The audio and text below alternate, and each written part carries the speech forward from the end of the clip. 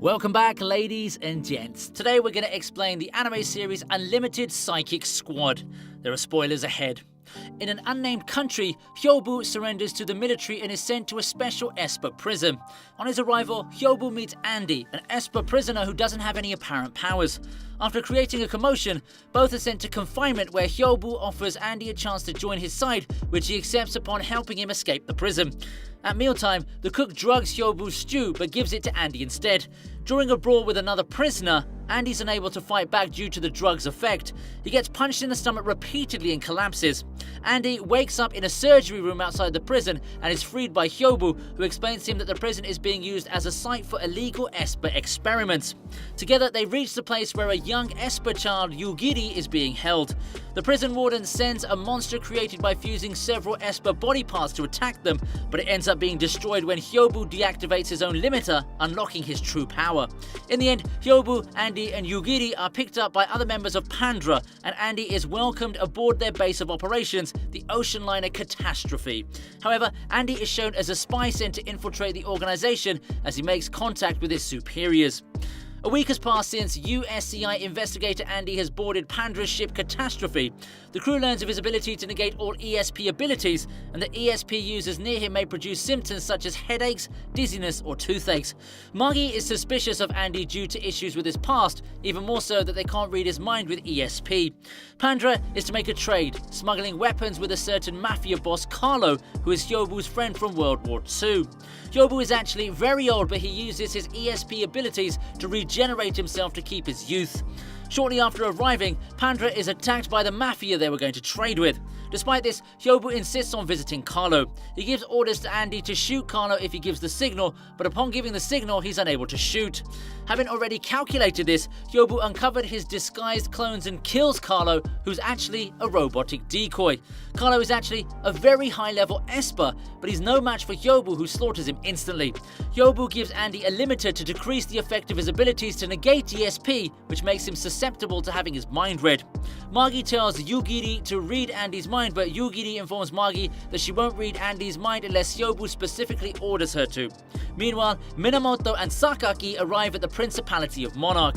They attend a party held by the Princess of Monarch, Sophie Grace, for Esper organizations from several countries where they spot Hyobu and some members of Pandra.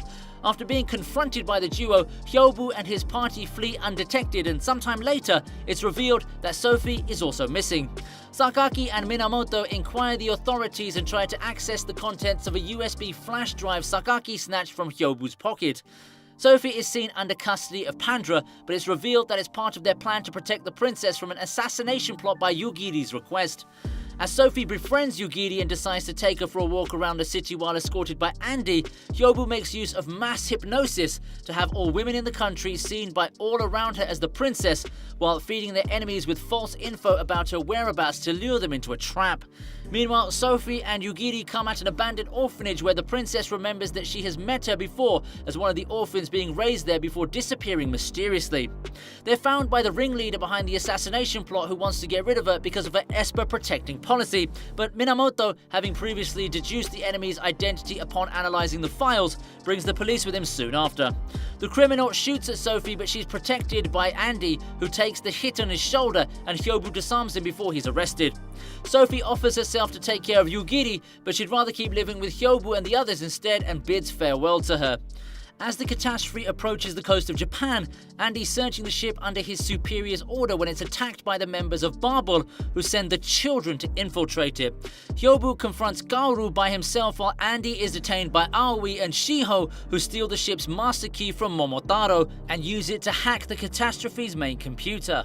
Once regrouped, the members of Pandra start a counter-attack, with Andy subduing Fujiko with his second Esper power, the ability to neutralize temporarily the powers of someone he touches, and destroying the hack's control while the rest of the group distracts the children.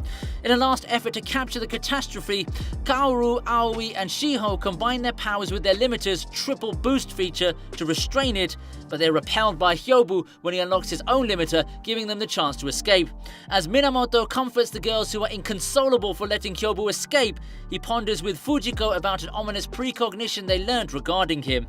With the Catastrophe undergoing repairs after their clash with the children, Andy Andy is tasked by Magi, Momiji and Yo to accompany Yugiri as they're summoned back. Meanwhile, Hyobu infiltrates a Barbell medical facility to perform some exams on his body in secret. While taking Yugiri to an amusement park, Andy's approached by Minamoto and Fujiko, who reveal to him that they know he's a spy under the US government infiltrated on Pandra, and ask for his cooperation to apprehend them, as Sakaki keeps watching Yugiri, who's exposed as an esper after she uses her powers to help a lost boy. Feeling herself rejected by those around her, a desperate Yugiri loses control over her powers, igniting a disastrous hypnotic trance that's contained when Andy comes to help her. Soon after, their companions appear and bring them to safety. Back at the catastrophe, a birthday party is held to Hyobu, who hides from them with the results of the exam he made, which indicate that he doesn't have much time left. As Andy reminisces about when he was recruited by the US government, he's informed by his superiors that the time's come for him to finish his assignment. Hyobu informs the others that their next mission is to steal a new ECM device developed in the United States. Andy then relays the info about the mission to Barbell, who agreed to set a trap for Pandra, although they decide to not take the children with them this time, despite Kaoru's protests. With Hyobu and the others concerned by Minamoto's team, Andy takes the opportunity to return to the catastrophe and accomplish his own mission, which is to extract the ship's main defense system, Ihachigo. Hyobu follows soon after, but is halted by Kaoru, who's just learnt about a precognition regarding an impending destruction of the catastrophe. With his body showing signs of fatigue, Hyobu goes full force against Kaoru, knocking her unconscious, and finds Andy as he reaches Ihachigo's chambers. Revealing to Andy that he always knew he was a spy, Hyobu claims that he now has no option but to kill him. Several decades ago, a young Hyobu who had recently lost his father moved to live with Fujiko and her father in Japan. Sometimes later, both Fujiko and Hyobu are asked by Captain Eiji to join a new ESPer special unit created under the Japanese army. Fujiko declines despite Eiji's claims that the unit's purpose isn't to help with Japan's invasion of other nations, but to help with the country's defense, in spite of a similar initiative in development by the Third Reich, while Hyobu was instructed by his late father to refrain from using his powers to avoid being used as a living weapon. However, sometime later, both Hyobu and Fujiko accept the offer and join the army.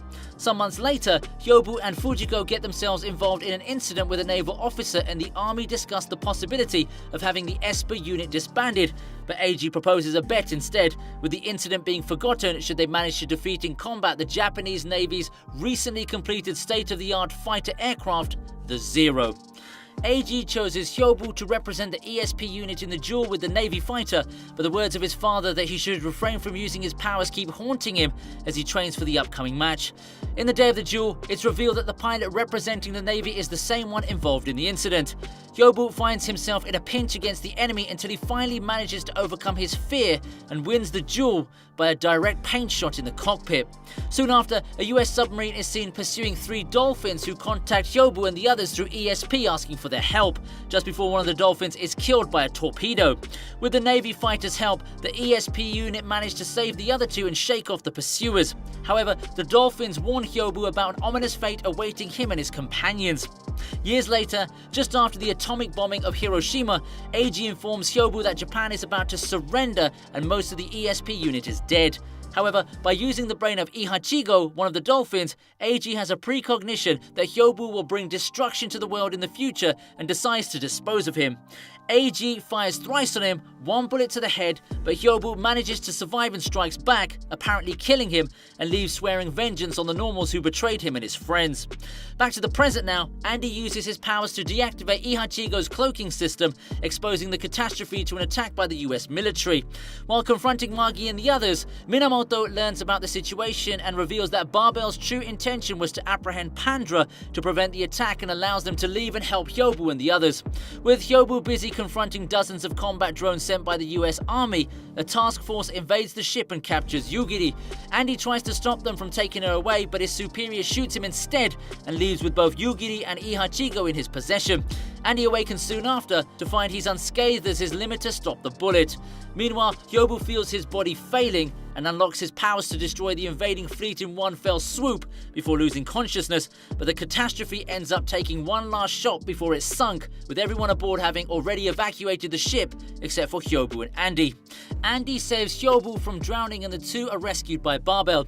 Fujiko and Sakake take Hyobu to the Tsubomi estate to treat him, while Oboro has the transmitter chip from the US extracted from Andy's body and destroyed with the children's help. By Gaoru's request, Shiho restrains Oboro and learns Hyobu's location from her.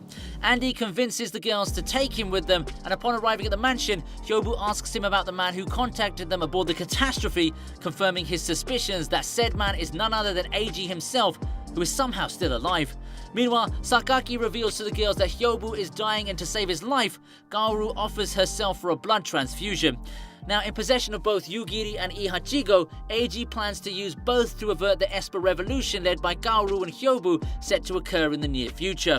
Sometime later, despite still not fully recovered, Hyobu leaves by himself despite Gaoru's pleas and accepts Andy's offer to accompany him. The two then depart to confront Eiji and rescue Yugiri. Upon arriving at home, Andy's former contact in the USEI is held in custody by him with Hyobu's help and is forced to take them to the facility where Yugiri is being held. However, the agent manages to warn his companions about them in secret, and the two arrive there just to find that Yugiri isn't there anymore, and after a brief conversation with Eiji, who reveals to them his intention to use her to kill Gaoru, the two find themselves in an ambush. Andy and Hyobu fight to escape until they're cornered by the enemy, just to be rescued in time by Magi and the others. Once again reunited, the members of Pandra set to New York as Hyobu realizes that Eiji's next target is Norman Green, the newly elected mayor who's a supporter of Esper protection policies. Somehow put under some kind of trance, Yugiri defeats Magi, Momiji and Yo before she comes across Andy. Andy follows Yugiri to the site of Green's inauguration but is restrained by the police, just to be rescued by Minamoto and Sakaki, who reveal to him that they're working with Liberty Bell to stop Eiji's conspiracy to have the new mayor assassinated by an Esper and alter the future. Yugiri attacks Green just to be stopped by Andy, and she launches a hypnotic trance that afflicts everyone in the area except Andy and his allies, starting a riot. As the riot spreads throughout the city, Hyobu confronts Yugiri to free her mind, but her hypnosis makes him confront delusions of his own past until he unlocks his powers, knowing that with his body's condition, this may end up killing him. Hyobu succeeds to rescue Yugiri, but his powers go haywire and he asks Andy to take her away before they destroy him. However, Andy refuses to flee and uses his ability to restrain Hyobu's powers and save his life. As the members of Barbell return home and are greeted by Gaoru and the others, Hyobu finally comes face to face with Eiji. With the rest of his cohorts already in custody, Eiji asks Hyobu to kill him, but he refuses to do so and decides to punish him by erasing all his memories instead. Andy decides to find his own way in life and bids farewell to Yugiri and the others from Pandra, leaving to parts unknown after having a short meeting with Hyobu. So this is it for today's video. If you like the video, give it a huge thumbs up and subscribe to the channel for more videos. Farewell till next time.